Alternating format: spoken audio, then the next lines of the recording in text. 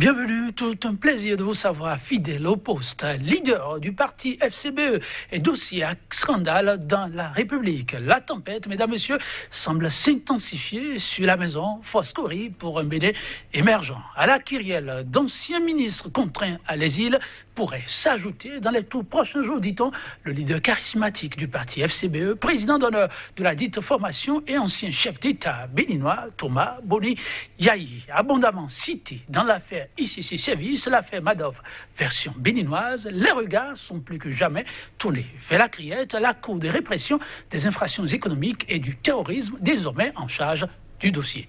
Jugé à tort ou à raison de procès politiques, les révélations y découlant n'augurent d'aucune quiétude possible pour les mises en cause. Un dossier qui vient s'ajouter à bien d'autres qui accablent nombre de leaders au sein de la dite formation. Ennui judiciaire successif de nombre de leaders FCBE, une décapitation programmée ou la rançon de la malgouvernance. Le débat, mesdames et messieurs, c'est tout de suite. Et maintenant, avec moi déjà sur ce plateau, un politiste et un analyste. À ma droite, Fidèle Ayena.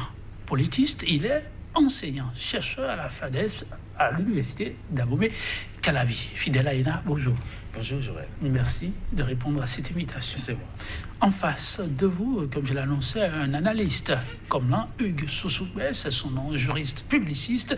Il est web chroniqueur comme l'un, Hugues Soussoupé. Bonjour. Bonjour Joël. Merci pour la disponibilité. C'est moi qui vous remercie. S'il y a un sujet, mesdames, messieurs, qui focalise ces heures-ci l'attention de toute la nation béninoise, c'est bien l'affaire ICC Service. La deuxième journée d'audience tenue mardi a été celle des grandes révélations. Peut-être qu'il y en aura de plus intenses dans les tout prochains jours. Mais cela va de la collision très forte avec le pouvoir de l'ancien président Boni Yayi à des pots de vin distribués à toutes bas. C'est ce qui, paraît-il, a permis au système ICC Service de tenir et à ses acteurs de ne rien craindre et d'exercer en toute illégalité et en totale impunité. De 2006 à 2010, dites-vous, le dégât est énorme. On fera sans doute le point des conséquences qui sont encore là, tenables. Mais pour l'heure, la justice en fait plutôt son travail, et à travers une retransmission en direct, les commentaires vont bon train. Sans aller au fond du dossier, nous allons essayer d'apprécier l'aspect technique de ce qui se joue, mais aussi le regard politique. Fidèle Ayena, désormais de la patate chaude de grandeur nature pour les FCBE. C'est plutôt le leader charismatique de la formation politique qui est dans l'œil du cyclone. Oui, merci Joël, vous avez raison de parler de patate chaude. Mais faut-il rappeler ceci? Nous sommes dans une démocratie et plus encore dans un état de droit en construction. Et donc, en cette matière, il faut rappeler, en toute chose, que la présomption d'innocence est à préserver, à respecter, et que toutes ces révélations qui apparaissent dans la presse n'augurent d'aucune condamnation à l'heure actuelle. Il n'y a pas de condamnation, et que tous les commentaires qu'on serait capable de faire doivent se faire dans le sens du respect strict de la présomption d'innocence. Merci beaucoup, c'est très important à mentionner parce que ça va dans tous les sens. En attendant de revenir vers vous, oui, comment Hugues Soussoupé sur les réseaux sociaux, ça va aussi dans tous les sens possibles. Chacun avec son regard, mais aussi avec ses ambitions. Ce qui se joue ne manque pas d'impacter le quotidien de la formation politique FCBE, puisque c'est d'elle qu'on parlera. Comment vous appréciez tout ce qui se joue désormais? Oui, Joël, étant dit, je ne peux que parler de là où je suis, sur les réseaux sociaux. Et je dirais, comme tous les Béninois le savent désormais, que les réseaux sociaux constituent aujourd'hui un espace de mesure de l'opinion en matière de politique et d'autres choses, et surtout en matière d'analyse et de notation de la gouvernance du président de la République, Patrice Talon, pas que de sa gouvernance, mais déjà de la gouvernance du président de la République, Boni Yayi, l'ancien président.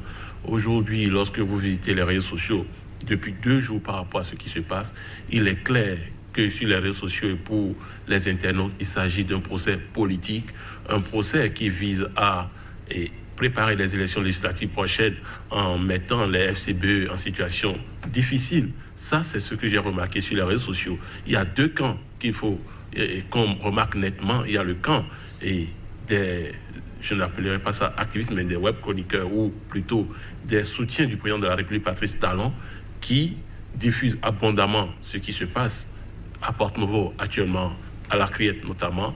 Et également, il y a l'autre camp qui apporte et qui ressort les comptes vérités de ce qui se dit à Porte-Nouveau. Et donc, je constate que sur les réseaux sociaux, l'opinion, les commentaires ne sont pas en faveur de la Criette et de ce qui se passe à Porte-Nouveau. On se dit que c'est un procès politique.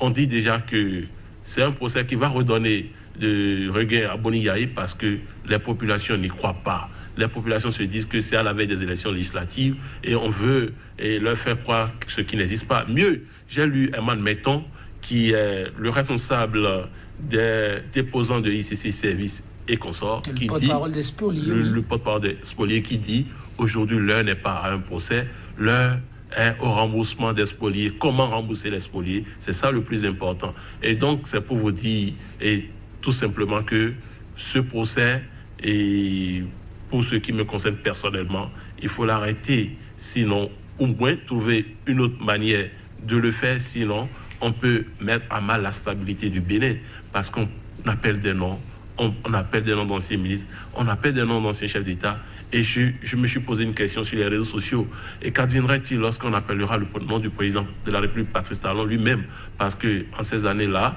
Patrice Talon et Boni-Yahi étaient de très bons amis, donc faisons attention à ce qui se passe, c'est la stabilité du pays qui est en jeu. Oui, prudence, c'est ce qu'on pourrait demander autour de ce dossier. On ne va d'ailleurs pas trop s'y attarder, c'est pour apprécier un peu l'enjeu. Fidèle à Yélan, ça va, comme nous le soulignons, dans tous les sens autour de ce dossier. Mais est-ce vraiment un problème de timing autour de la relance de ce dossier qui s'impose? On aurait pu réserver l'ouverture de ce dossier à plus tard? Oui, vous savez, mon ami Hugues a raison de dire qu'on peut s'interroger, de savoir pourquoi c'est à quelques encablures de l'organisation des élections législatives que ces dossiers, des scandales politico-judiciaires vont éveiller l'attention du peuple, du public. Et pourquoi? On peut se demander s'il n'y a pas un nous-mêmes derrière, c'est-à-dire s'il n'y a pas des raisons qui cachent des ambitions de déstabilisation politique, pourquoi pas. Donc il y a véritablement, puisque cela arrive maintenant, un problème de timing. Un problème de timing parce que les parties prenantes politiques doivent en ce moment s'affairer pour la préparation de la compétition politique pour le pouvoir législatif. Et on voit bien que une frange de ces parties prenantes se retrouve inquiétée par des dossiers judiciaires à scandale financier. Alors, vous savez, en matière politique, on peut parler de politisation. Tout à l'heure, Hugues, j'ai oublié le nom, Hugues Sosopé, nous a dit qu'à travers les réseaux sociaux, il y a une déferlante de sentiments, soit pour soutenir le fait qu'il y ait ces accusations et dans le même temps des procès en dénigrement pour dire que maintenant ceux-là qui ont voulu que ces leaders politiques soient inquiétés ont des buts politiques derrière. C'est cela aussi ce qu'on va appeler dans tous les sens l'entreprise de politisation. Ça veut dire que lorsqu'on considère le timing où ces événements apparaissent, font irruption sur la scène publique, on peut se dire qu'il y a une politisation, et une politisation qui est accompagnée par l'opinion publique à travers les réseaux sociaux, une politisation qui est aussi recherchée par, on peut dire, le pouvoir gouvernemental, en quelque sorte, de façon à ce qu'on puisse rechercher la déstabilisation, la disqualification, la délégitimation de la parole de certains leaders. Parce que ces têtes de crête des partis politiques, en tout cas des FCBE, ce sont eux qui peuvent être positionnés pour les prochaines joutes électorales. Et si maintenant ils sont inquiétés et qu'il y a condamnation, puisqu'avec la criette, ça doit aller très vite, c'est la procédure, et qu'avant la tenue des élections, il y a condamnation et donc disqualification déjà pour pouvoir être candidat. Alors, mais c'est une façon plus institutionnelle de disqualifier la parole, de délégitimer la parole politique de ces leaders charismatiques ou pas. Alors là, Hugues Sossouguer, si effectivement on arrive à ces résultats, la conclusion s'impose d'elle-même. À l'heure où ce procès se joue, on peut constater effectivement que de l'autre côté, pour aller vers le volet politique, ça s'active à la mobilisation sur le terrain, ça s'active à impacter l'électorat. Pensez-vous que ça pourrait faire perdre suffisamment de temps à ceux qui sont abondamment cités dans un dossier comme celui-là, et donc fragiliser et ralentir le mouvement d'ensemble au niveau des FCBE? Joël Yeton dit, puisque c'est des FCBE qu'il s'agit et que c'est des FCBE que nous parlons ici, permettez-moi de vous faire un peu la genèse des FCBE en 10 ans de pouvoir, surtout en matière de combat et de défaite et de combat gagné. En 10 ans de pouvoir, Boni Yayi a perdu 2 combats. Il n'a pas réussi à faire de Kwame Kouché, le président de l'Assemblée nationale. Il n'a pas réussi à faire de Lionel Issou, son remplaçant à la tête du Bénin. Oui. C'est les 2 combats. Mais il faut remarquer que Boni Yayi s'en est toujours sorti lorsqu'il est dans de grandes difficultés. Yayi Boni a trouvé des solutions pour rebondir sur la scène politique. Lorsqu'on se dit que c'est fini, Yayi Boni est fini, Yayi Boni ne peut plus s'en sortir. C'est là que Yayi Boni ressort avec les solutions et c'est là où il s'impose le plus sur le terrain. Vous parlez du second tour, par exemple, de sa seconde candidature. Voilà, en 2011 déjà, cette affaire de ICC c'était une affaire chaude, une affaire dont l'opposition, et en ce moment constituée de l'Union fait la nation, s'était saisie pour faire campagne. Mais ça n'a pas abouti.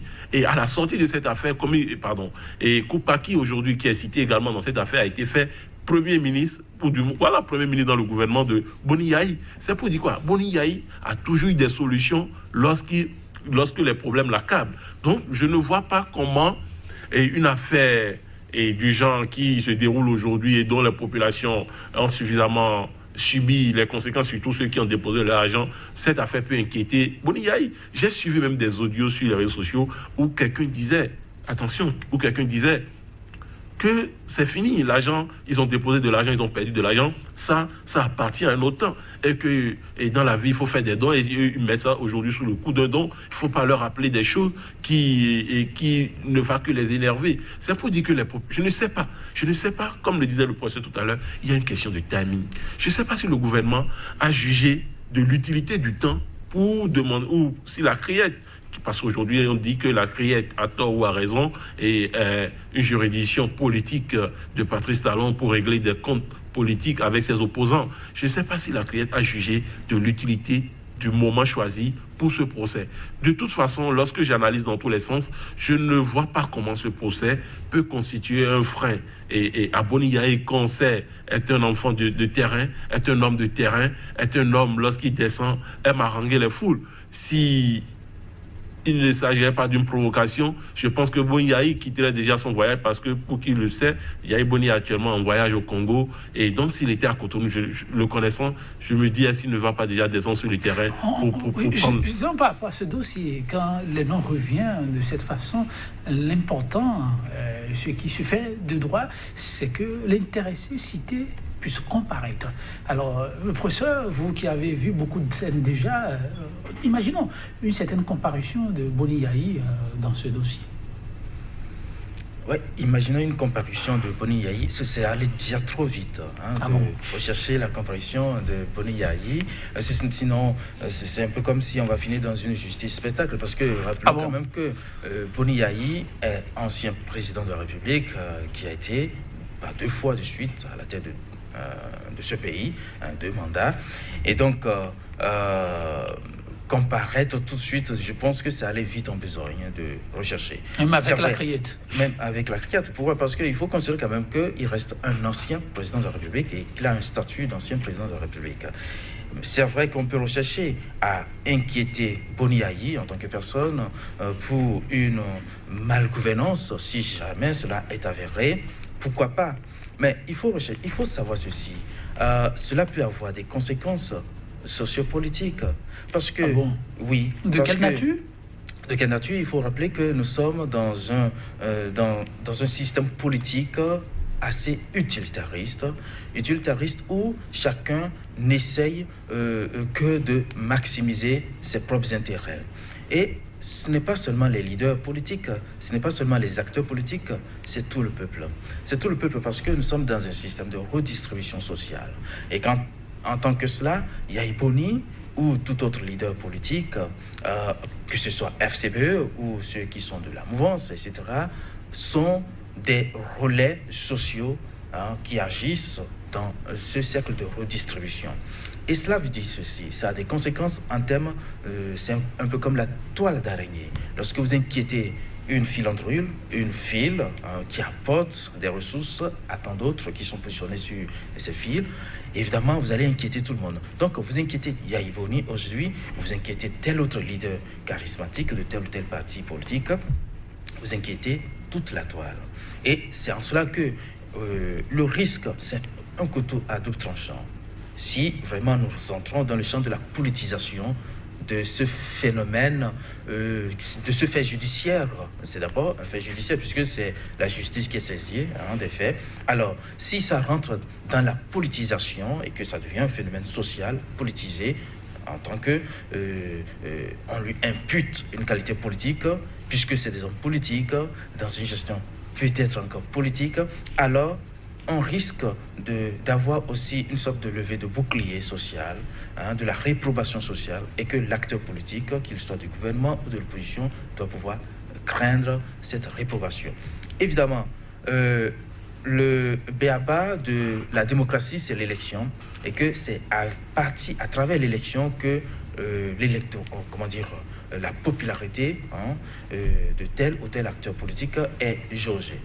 Et les élections, c'est pour bientôt. Et donc, ne pas savoir manier ce couteau à double tranchant, ça peut se retourner contre soi. Et je pense que le pouvoir judiciaire, qui peut-être, en fait, puisqu'on parle du procureur, qui relève quand même du ministère public, donc du ministre de la Justice, etc., donc, doivent faire attention pour que ce couteau à double tranchant ne se retourne pas contre le pouvoir lui-même. Prudence encore, oui, ce super, avez-vous envie d'ajouter, c'est cela. Mais au-delà de Boni Yayi, puisque je l'ai dit, il s'agit des figures de proue de la formation politique FCBE. Autre Boni Yayi, il y avait un dossier qui a commencé par défrayer la chronique avant que ce dossier ne soit ouvert. Il s'agit du cas Kobi Coutier, numéro 2, peut-on dire, sur la liste FCBE, parlant du bureau politique. Un morceau, comme on le dit, important et une figure emblématique de l'opposition. Mais ça compte aussi pour un handicap à la formation, non? Non, oui. Et lorsqu'on prend le dossier tel que ça se présente, c'est un handicap. Mais en même temps, lorsqu'on prend la finalité, c'est-à-dire, il y a une expression, lorsqu'on prend la procédure pour aboutir au dossier et le traiter, c'est là où tout le problème se pose. Déjà, je ne comprends pas comment est-ce que la CRIET a organisé et sa semaine par rapport au procès. Parce qu'en même temps qu'on nous annonce que la semaine qui vient de commencer sera la semaine qui sera consacrée à la FAICC Service. Dans la foulée, on apprend que mardi, Komi Coutier sera présenté à la CRIET parce qu'en temps, il a été interpellé à Madrid lorsqu'il a quitté Dakar pour se rendre à Paris où il devait tenir une conférence avec les Béninois et de la diaspora. Et donc, il y a une malorganisation au sein de la CRIET même. On veut aborder tous les dossiers en même temps. Et du coup, c'est là où vous vous rendez compte que rien n'est organisé. On cherche par tous les moyens comment faire pour mettre la main sur tel ou tel hôte de l'opposition des FCBE pour voir comment l'empêcher de poursuivre son organisation personnelle pour les prochaines élections législatives et autres. Donc moi, je pense que déjà, la malorganisation, l'imbroglio total, c'est déjà au niveau de la criette elle-même qui n'organise pas bien ces dossiers. Si en tant que Mikuti avait été envoyé à Cotonou, extradé à Cotonou le dimanche, est-ce qu'aujourd'hui, hier mardi, on aurait parlé de son cas, on aurait mis sous boisseau l'affaire ICC? Voilà autant de questions que je me pose. On se dit qu'on lance tout et on voit ce que ça va donner à la fin. C'est vraiment dommage. Donc lorsqu'on parle de politique, lorsqu'on parle d'handicap pour les prochaines joutes électorales, je dis non, pas nécessairement. Peut-être celui qui pose les actes se dit qu'il retarde le calendrier des opposants, mais malheureusement, c'est les populations qui vont voter. Malheureusement, c'est les citoyens qui vont aux urnes. Malheureusement, comme l'a dit tout à l'heure l'enseignant, il y a la société qui est également engagée dans cette procédure. Et l'analyse, les commentaires qu'en font les gens dans le peuple, ce n'est pas du tout à la faveur du pouvoir du président de la République, Patrice Talon. Les gens se disent que cette affaire de ICC, c'est une affaire abus électoral pour empêcher, comme vous le soulignez tantôt, l'opposition d'être présent sur le terrain et de faire correctement le travail de mobilisation. Et malgré cela, ils savent ce qu'ils auront à faire dans les urnes. Donc quand c'est comme ça, lorsque vous voulez poser un acte, voyez déjà à l'endroit de ceux que vous voulez poser l'acte, est-ce que c'est ce qu'ils veulent vraiment? Et c'est ce qu'ils attendent de vous. C'est pourquoi depuis, je pense que le président de la République, Patrice Talon, est en train de rater sa gouvernance. Il rate sa gouvernance parce qu'il ne juge pas de l'opportunité et de l'utilité des actes qu'il pose. Je l'ai dit. Vous ne pouvez pas dire ça. Si, je dis une chose. S'il ne juge pas de l'opportunité des actes, il n'allait pas les poser. Oui, mais c'est parce que c'est opportun. En politique, et comme partout ailleurs, il ne faut pas faire les choses pour les faire. Quand on veut poser un acte, quand on pose l'acte, on attend un résultat. Je ne sais pas quel résultat sortira de ce qui se passe aujourd'hui à Porto. Vous pouvez le dire que vous ne savez pas quel résultat. Ensuite, mais ne pas dire qu'il n'attend pas de résultat. Lui, il attend un résultat qui n'est peut-être pas le résultat auquel vous vous attendez. Non, moi je ne suis personne qui attend un résultat. Je veux voir, j'analyse les actes politiques de celui qui est au pouvoir. Et c'est par rapport à ça que je tiens mes propos. Je dis une chose. En venant au pouvoir, le président de la République, Patrice Talon, a fait le vœu de bien gouverner le Bénin, d'aller au secours des plus faibles. Et d'être porté en triomphe à la fin. Mais après, bientôt à 3 ans de gouvernance, on ne voit rien de ce qu'il...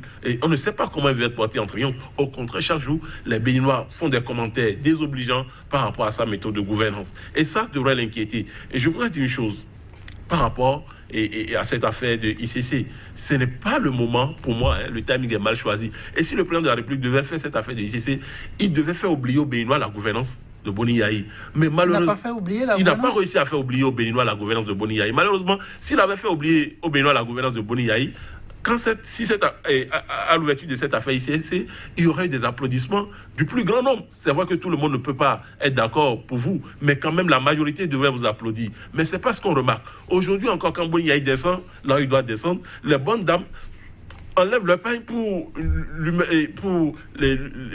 qu'il marche dessus. Oui, tout ça prouve qu'ils n'ont pas eu le résultat qu'ils escomptaient en portant en triomphe et en amenant au pouvoir un monsieur comme Patrice Talon. Boni Yayi avait presque mal fini sa gouvernance. Il était vomi. Les Béninois ne voulaient plus en entendre parler. Mais qu'est-ce qui s'est passé pour qu'au bout de 6 mois, les Béninois se retournent à nouveau vers ces temps pour dire si on savait. C'est en fait le discours aujourd'hui dans l'opinion. Boni Yayi ne pourra plus être président de la République du Bénin, mais malheureusement, la gouvernance sous Talon l'a restauré.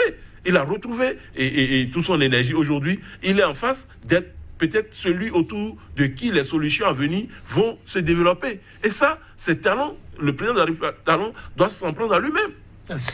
Ça reste quand même des faits qui frappent à l'œil, oui. Boni Yayi, Patrice Talon, 2 amis d'hier, 2 grands alliés, autour duquel presque pendant ces 13 dernières années, joué et continue de se jouer, fidèle à Hénin. C'est quand même frappant. Tout au Bénin, depuis pratiquement 13 ans, semble se jouer autour de ces 2 hommes. Oui, ce n'est pas surprenant. Vous savez, nous sommes dans un pays où les partis politiques ne produisent pas l'ingénierie de gouvernement, mais plutôt des hommes. Pourquoi? Tout simplement parce que lorsque vous considérez la structuration d'un parti politique, quel qu'il soit dans ce pays, c'est des partis politiques autour d'un seul entrepreneur politique, le leader charismatique, père fondateur du parti. Vous voyez? Et quelque part, vous allez voir que ces partis politiques peuvent avoir des éminences grises et que le président Talon a été une éminence grise. Sous les autres gouvernements, tous les gouvernements d'ailleurs, de Kérékou jusqu'à Yaïboni, il a été une éminence grise. Donc, c'est pourquoi d'ailleurs, on peut considérer le président Talon comme étant un ami très, très, très intime à l'époque avec Yaïboni et qui a soutenu son pouvoir. Voilà, donc c'est justement parce que dans ce pays, le pouvoir politique est trop affilié aux individus et non à des institutions, ce qui est bien dommage. Voilà, tout à l'heure... Oui, allez-y. Oui, comme le rappelle Hugues tout à l'heure, on se demande pourquoi, au fond, la gouvernance ou la politique du président Talon ne permet pas finalement, comme il a promis, d'oublier le pouvoir Yaïboni, qui a été considéré finalement comme un échec, ce qui a permis quand même l'arrivée au pouvoir de Talon. Oui. Et que, bizarrement, on a un effet contre-productif où il restaure en quelque sorte quelques nostalgies du gouvernement Boni Yayi. Mais je veux l'expliquer en disant que c'est vrai, lorsque vous n'êtes pas arrivé à la fonction gouvernementale, on peut promettre, et c'est tellement plus aisé, plus facile de promettre un monde meilleur. Mais la fonction de gouvernement est une fonction délicate. Ce n'est pas une fonction aussi aisée à appréhender et que lorsque vous êtes sur la chaise gouvernementale, les choses ne se voient plus de la même manière, tout change complètement. Et que, vous voyez, comme l'affirme d'ailleurs Philippe Brault, le politique, le pouvoir gouvernemental, c'est une instance spécialisée de médiation ou d'arbitrage des conflits, tous les conflits sociaux. Voyez. Et lorsque vous êtes dans cette position d'arbitrage, de médiation, ce n'est pas facile, il faut le juste compromis. Et c'est en cela que c'est difficile. Gouverner, ce n'est pas si aisé. Gouverner, ce n'est pas donné à tout le monde. Et donc, il y a ce qu'on va appeler le discours gouvernemental, c'est un discours qui doit être défaitiste. Et s'il est défaitiste, c'est pour rappeler quand même que ce que vous raconte l'opposition, le discours oppositionnel, ce n'est pas ça le meilleur monde, voyez-vous, puisque le discours gouvernemental est aux prises avec les réalités du moment, alors que le discours oppositionnel essaie d'inventer, en tout cas de miroiter le meilleur. Alors, donc c'est très idéalisé. Donc on peut comprendre cela. Voilà. Okay. Autour de cette guéguerre, il a souligné tout à l'heure, il y a un cas qui était très attendu. Et là encore, beaucoup se sont interrogés sur ce qui allait advenir. S'agissait-il de deux pics lancés pour voir lequel allait prendre Komikouché, qui devrait comparaître devant la criette 18 et le dossier ICC Service qui s'ouvrait normalement un jour avant. La suite, on la connaît, le dossier Komikouché qui semble battre de l'aile. Un pignon phare au cœur de l'appareil FCBE pour considérer cette entité comme un appareil. Un morceau qui ne compte pas pour rien non plus. Oui, bien sûr. Komikouché est un maillot fort de la formation FCBE et que, évidemment, comme vous l'avez remarqué, les têtes de crête de cette formation, cette grande formation, sont souvent ciblées, inquiétées pour leur gestion dans le passé et que cela arrive maintenant sur la scène publique. Évidemment, ça peut avoir l'apparence de tentative feinte de déstabilisation. Mais pour FCBE, c'est une formation politique. Et qu'en réalité, si on reste sur le plan théorique, qu'on inquiète ou pas les têtes de crête, ça ne devait pas se déteindre sur la formation politique. Logiquement. Pourquoi logiquement? Parce que le parti politique, la rationalité du parti politique n'est pas la rationalité des individus qui composent ou qui dirigent ce parti politique. Malgré leur influence? Malgré leur influence. Pourquoi? Parce que les hommes qui animent le parti politique passent voyez-vous, et le parti doit rester, demeurer comme une institution, puisque c'est une institution politique, d'accord? Alors, sauf que nous sommes au Bénin et que ça ne se passe pas comme ça forcément. Les partis ne se détachent pas de ceux qui les ont fondés. Il y a un lien beaucoup trop intimiste entre les pères fondateurs du parti et le parti lui-même, de telle sorte que lorsque l'un des pères fondateurs est inquiété, c'est un peu comme si c'est le parti qui est inquiété. Alors, et que, en vérité, vous contextualisez les données là. Oui. Quel reflet ça donne finalement? Le reflet, c'est que lorsque ces têtes de crête sont inquiétées, si jamais il y a condamnation, si jamais il y a déstabilisation avérée, si jamais il y a délégitimation de leurs paroles politiques, ça veut dire qu'ils ne sont plus portés dans l'opinion publique parce qu'ils sont estampillés comme étant le mauvais exemple, et donc leur parole ne peut plus peser. Si jamais c'est le cas, c'est que ça donne un coup quand même de grâce au parti politique. Il faut le refonder entièrement. C'est une erreur que tous les partis politiques ont. Vous savez, ce n'est pas seulement FCBE, c'est tous les autres partis qu'on rencontre dans notre espace politique au Bénin. Et tous sont vraiment dans un lien ombilical avec les pères fondateurs, et tout malheur qui peut s'abattre sur le père fondateur s'abat systématiquement sur le parti politique, ce qui n'aurait jamais pu, en tout cas dû être le cas. Voilà, donc il faut réussir la dissociation entre le parti et les individus, la rationalité des individus et la rationalité de l'ensemble collectif formé par le parti politique. Il faut réussir à avoir cette dissociation. Voilà. Alors, est-ce qu'il faut que ce souper avec la démonstration du technicien en la matière, aller à l'anticipation, sait-on jamais, si l'on veut poursuivre et sereinement l'aventure qui s'annonce très houleuse palais des législatives de 2019? Oui, déjà, je pense avec ce que je lis depuis un moment et ce que j'observe sur le terrain politique, que les FCBE sont sereins. Les FCBE et les autres partis de l'opposition restent sereins parce que pour eux, il n'y a rien qui puisse les empêcher. Et rien ne doit les empêcher d'atteindre leur objectif. Et comme je le remarque aussi, c'est malheureusement, je le dis parce que j'ai l'impression qu'il y a quelqu'un qui a peur dans cette compétition à venir. Ce n'est pas les opposants. Ce ne sont pas les opposants qui s'inquiètent le plus par rapport aux compétitions à venir. Parce que déjà, comme l'a fait remarquer l'enseignant, aujourd'hui, on ne peut pas juger l'opposition sur un bilan. On ne peut pas juger l'opposition sur un bilan. Mais de l'autre côté, le pouvoir a un bilan à défendre. Maintenant, quel est ce bilan? Et c'est par rapport à ça que tout va se jouer. Donc l'opposition a tout le temps de continuer à mobiliser ses troupes, a tout le temps de continuer à s'entretenir avec les populations et a tout le temps de continuer à dire voilà, nous avons une meilleure proposition pour vous. Parce que, quoi qu'on dise, ils n'ont que des propositions à porter des mains. Pendant que le pouvoir, pour ce qui le concerne, et il doit juger sur ce qu'il a fait juste là. Donc toute la différence est là. Donc je ne pense pas que ces procès en cours puissent déstabiliser ou inquiéter et les FCBE ou les autres partis de l'opposition qui sont... La marche pour 2019, Fidèle Ayena, se fera-t-elle dans un climat pour le moins très apaisant, avec les signaux qui s'observent de part et d'autre, ou ça pourrait être tout le contraire? Non, je pense qu'il faut rester largement optimiste. Tout ce qui se passe n'augure pas d'une déstabilisation politique pour le pays. Ce sera regrettable de toute façon si on en arrive là.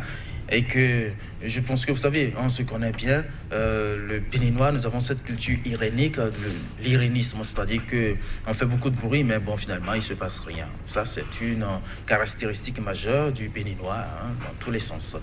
Alors, donc, pour moi, oui, tout devrait bien se passer, tout va, en tout cas, ça n'augure pas de mal. Et que il faut savoir que nous sommes dans des démocraties pas tout à fait démocratie au sens locien du terme, mais dans une démocratie en chemin, c'est mon expression, démocratie en chemin, parce que nous ne sommes pas une démocratie avec une administration bureaucratique, webérienne. Nous sommes une démocratie où le lien personnel compte beaucoup plus que le lien institutionnel. Ça veut dire que lorsque vous brandissez à la manière, à l'instar des démocraties libérales très avancées, le procès politique ou procès judiciaire tout simple, lorsque vous maniez cela pour essayer de disqualifier, pour rentrer dans le travail de disqualification d'un adversaire politique, il faut faire très attention dans ce type de démocratie avec le lien personnel. Ce lien personnel compte, pourquoi? Parce que le peuple dans son ensemble se retrouve, ciblé à travers tel ou tel leader. Vous savez très bien, on peut même parler du lien ethnique dans notre démocratie, parce qu'on a des chefs de terroir, etc. Et qu'il y a ces proximités-là, ces affinités, lorsque vous inquiétez quelqu'un, un leader charismatique de tel ou tel terroir, ou de telle ou telle ethnie, ou de telle ou telle région, ou de telle ou telle formation politique. En vérité, c'est toutes les bases que vous inquiétez et que cela peut être rejeté comme une réprobation pour ceux-là qui sont présumés être... On ne sait pas si le pouvoir gouvernemental est derrière, mais on a une présomption de fait que quelque part, c'est des manœuvres politiques beaucoup plus que que un rouage plus institutionnel, judiciaire. Il y a plus de manœuvres politiques dans ce rouage-là. Et c'est des présomptions de fait. On n'a pas des allégations avérées dans ce sens-là.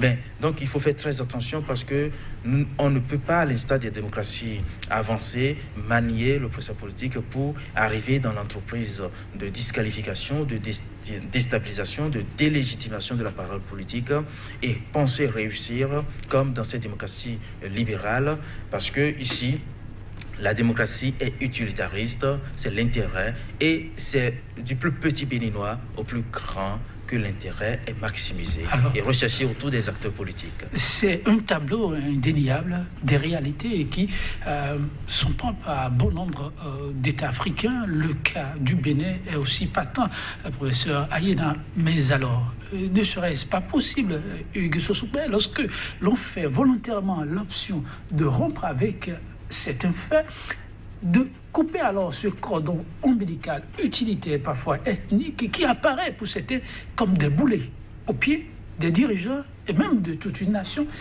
qui veut bien rêver gros. C'est un processus. Ça ne s'impose pas. Il faut étudier ça. Il faut pratiquer ça doucement. Ça ne s'impose pas. Moi, je dis une chose par rapport à tout ce qui se passe. Et je suis citoyen et j'apporte ce que je peux dans le budget national. Je paie mes impôts et donc je suis très regardant sur la gouvernance publique de mon pays. Je ne dis pas qu'il ne faut pas punir ceux qui sont fautifs de la loi. Ceux qui ont détourné les fonds publics. Ils doivent répondre. Je n'ai pas été cité dans des affaires parce que je n'ai pas encore eu à gérer des choses publiques. Mais il faut le faire en ne mêlant pas la politique politicienne. C'est tout ce que je dis. Il ne faut pas toucher les dossiers avec pour envie de voir quelqu'un coûte que coûte. Il faut laisser la justice faire son travail. Il faut se détacher politiquement des dossiers, laisser la justice faire son travail jusqu'au bout. Je pense que pour le cas de Kwame Ekwuche, par exemple, il était à Cotonou. Il a été écouté par le juge. Le juge l'a relaxé. Il est reparti. Et l'Assemblée nationale, le dossier a été envoyé devant l'Assemblée nationale qui, en son temps, avait dit qu'on ne peut pas lever l'immunité de Ekwuche en tant qu'ancien ministre dans certaines conditions pour l'écouter. Ekwuche est parti. Je pense que c'est l'État béninois qui a suspendu le passeport de Kwame Ekwuche. Kwame Ekwuche n'a jamais fui le Bénin. Et c'est l'État béninois qui a suspendu le passeport, le document qui lui permet d'aller et de venir. Mais aujourd'hui, qu'est-ce qu'on veut faire? Comment vous voulez que les Béninois analysent ce qui arrive à Kwame Ekwuche si ce n'est pas de l'acharnement politique? Donc je pense que des fois, nos gouvernants s'y prennent mal et du coup, même s'ils ont de bonnes intentions derrière la tête, après ça se retourne contre eux. C'est aussi de ça qu'il s'agit. Donc par rapport à votre question, je dis oui, on peut couper le cordon ombilical avec ce qui s'est toujours fait, mais il faut l'inculquer. Il faut amener les gens à le comprendre. Il faut aller doucement. Je dis, déjà, le président Talon, il fait bien déjà en disant désormais, plus de petits-enfants, il faut aller aux grands ensembles. C'est là que ça commence. Et c'est les grands ensembles qui doivent enseigner désormais aux militants que rien ne dépend de nous. c'est les populations qui font leur leader. Et donc, il faut aller aux élections, comme ils sont en train de dire, pour aller aux élections, il faut que les membres des grands ensembles identifient ceux qui doivent les représenter pour être députés, pour être maire et pour être président. C'est comme des primaires. C'est comme ça que ça commence. Et si ça commence, si ça s'applique vraiment et que ça ne reste pas dans l'espace d'un pouvoir ou bien dans l'espace d'une élection et que ça s'applique réellement, je pense que petit à petit, les individus seront détachés des institutions et nous allons voir les institutions à part et les individus à part. C'est comme ça qu'aux États-Unis, on peut intenter un procès contre le président Donald Trump et il va répondre. Ou bien la Sénat là-bas qui fait l'équivalence de l'Assemblée peut dire non, monsieur le président de la République, on vous interdit et on ne vous autorise pas à entamer telle procédure et Trump respecte. C'est pourquoi Obama dit, et lorsqu'il était à Cape Coast en 2008, si j'ai bonne mémoire, et que il faut travailler à construire des institutions fortes et non des hommes forts. Lorsque les institutions sont fortes, rien ne les branle, les hommes passent, mais les institutions restent. Oui, professeur Ayena, une phrase qui a donné la chair de poule à tous les Africains qui veulent voir la nation grandir, prospérer et s'imposer au Conseil des Nations. L'actuel chef d'État n'a pas dit le contraire non plus. Hier, en position de candidat, il a déploré la toute surpuissance de l'État, surtout du pouvoir exécutif, et a clamé travailler pour son amélioration. Il va falloir, dans les tout prochains jours, revoir les paradigmes où la gouvernance actuelle est toujours sur la bonne voie. Ça peut toujours continuer comme ça se fait. Vous savez, on ne peut pas dire que le pouvoir gouvernemental, fort de ses conseillers, etc., ne peut pas se dire que ce qui se fait maintenant, tout est bon. Il faut aussi avoir la capacité de remise en cause de soi et que il faut tester les politiques publiques qui sont formulées pour voir si ça réussit ou pas. Et lorsque il y a un écho réprobateur au niveau de la société globale, il faut savoir réajuster. Donc le pouvoir gouvernemental ne peut pas se satisfaire de dire que non, le cap qui est pris, maintenant, tout est bon, il faut continuer, il faut y aller. Même si, en matière de gouvernement, il faut être en position de hardiesse. Il faut être hardi. Parce que si il faut réagir face à toutes les clameurs, pour céder à toutes les clameurs, il sera impossible de gouverner. Donc, il faut avoir ses convictions, évidemment, pour pouvoir gouverner. Comme je le rappelais tout à l'heure en citant Philippe Brault, le pouvoir gouvernemental, l'instance politique, c'est une instance spécialisée de médiation, d'arbitrage, des conflits, de tous les rapports sociaux qu'on puisse avoir. Donc, lorsque vous êtes dans ce pouvoir de commande, de médiation, d'arbitrage, il faut pouvoir faire ces arbitrages. La proximité est trop avancée, pouvoir judiciaire, pouvoir exécutif, clamé à corps et à cri, parfois par les acteurs du milieu eux-mêmes. Pensez-vous qu'il va falloir travailler et sérieusement alors sur ce levier pour relancer le BD? C'est désormais un autre tournant pour la gouvernance actuelle. Oui, vous savez, la proximité, comme vous le dites, comme c'est dit par tout ailleurs, entre pouvoir exécutif et pouvoir judiciaire, ce n'est pas surprenant de mon point de vue. Ce n'est pas surprenant. Parce que vous savez, Montesquieu lui-même ne parle pas de pouvoir judiciaire. Et vous allez conclure sur cette intervention. Bien sûr, Montesquieu parle en raison de cette collaboration, de cette affinité, de ce rapport d'influence parfois. Montesquieu parle du pouvoir judiciaire en termes d'autorité judiciaire. Et il faut comprendre tout. La bouche, là, voyez-vous, le juge, c'est la bouche de la loi. Donc, c'est la bouche de l'exécutif qui va participer, puisque l'exécutif a aussi l'initiative des lois. Et vous concluez en disant? Et je conclus donc que, voilà, il faut savoir que en matière de politique, pour rappeler Daniel Gazier, pour exister en politique, il faut marquer pour se démarquer et pour se faire remarquer. Et voilà, c'est un peu sur cette formule de Daniel Gazier que je nous invite à comprendre tout ce qui peut se passer dans le pays. Ah oui, beaucoup de choses en vue. Oui, Hugues Sossouper, pour conclure cette émission.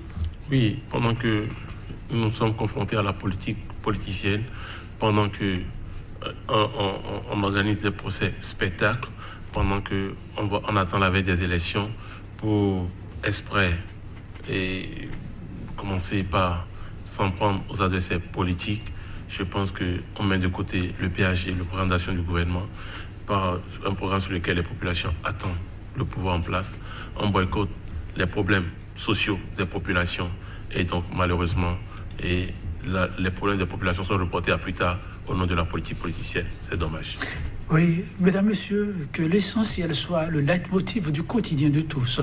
Merci à vous, fidèles AINA, pour votre participation et contribution à l'enrichissement du débat du jour. Merci également à vous, Hugues Sosoupé. Mesdames, messieurs, ce fut toujours et encore un plaisir de vous savoir toujours là. Je vous fausse compagne sur cette citation que beaucoup disaient adorer. Je reprends donc pour vous de Confucius, dans les moments les plus difficiles, ne jamais oublier notre plus grande gloire n'est point de tomber, mais de savoir nous relever chaque fois que nous tombons. Bon courage à vous, quoi que vous éprouvez ces temps-ci. Demain, c'est un autre jour et tenez bon. À très vite.